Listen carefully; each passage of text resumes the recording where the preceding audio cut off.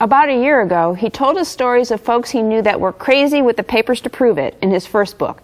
Now sports journalist Dan Coughlin is back with a second helping of behind-the-scenes sports stories, and he's happy to pass the nuts. I recognize that lunatic up there. Hopefully you do.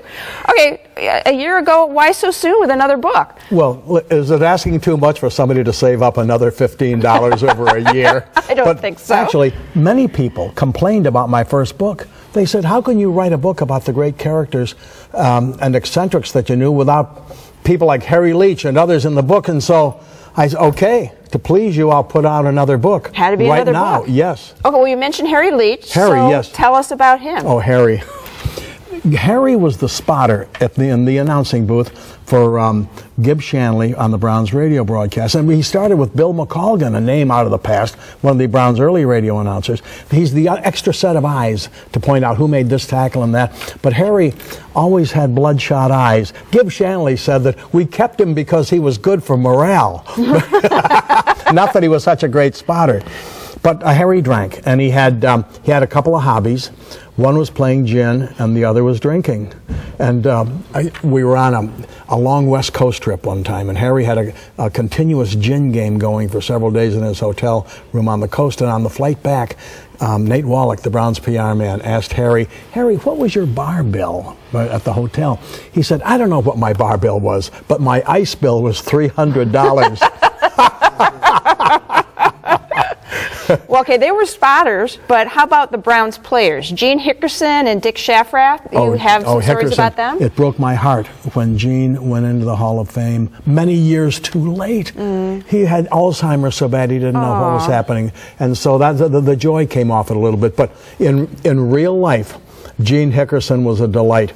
He was one of the fastest pulling guards of all time. He led Jim Brown and Leroy Kelly on the famous Brown sweep around the end. Gene was a classical music aficionado. He knew George Zell, the great conductor of the Cleveland Orchestra. But on the other hand, he was also good friends with Elvis Presley because they were both from Memphis. And Elvis was a degenerate Browns fan. Really? Gene would ship him game tapes every week of the Browns games, and Elvis would study these game tapes like a coach. And Gene would always tell us, yeah, I know Elvis Presley, and we'd scoff at him. Come on, Gene. He said, call this number. So one night, Jim Mueller called the number. Elvis answered. I'm calling for Gene Hickerson. He said, let me talk to Gene. Oh, my goodness. How about Shafrath? Shaff. Oh, no, that was an absolute lunatic. You may remember Shafrath from his days as a state senator. Oh, but he couldn't resist a challenge. And in the 60s, he was a tackle.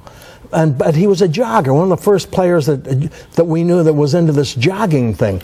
And so a Chevrolet dealer in Worcester challenged him, said, I'll give you the use of a car if you run nonstop from Cleveland Stadium to your high school stadium in Worcester. That's pretty far. 62 miles. Ooh. Over hard roads. He did it in June of 1970. He did it in June. When he finished that run, 18 hours overnight, from 7 o'clock Friday night till noon on Saturday. They had an ambulance waiting for him, IVs in his arm. His legs never recovered. Training camp started a month and a half later. Couldn't do it. And he started as the Browns' starting left tackle at mid-season. They had to replace him with Doug Deacon, another man of eccentric bents. So is he the next one in the next book then? Oh no, Deacon was a chapter in my first book. Oh, was he? Okay. Oh yes. All right. Yes. Well, these are great stories. I wish we had more time, but we don't. I wish we did. Hey, I'm just getting started. Don't go away. I'll be back next year. All right. All right. So did these nuts give you a taste for more? There are several more servings in Dan's book. To get your copy, use the information that's coming up next.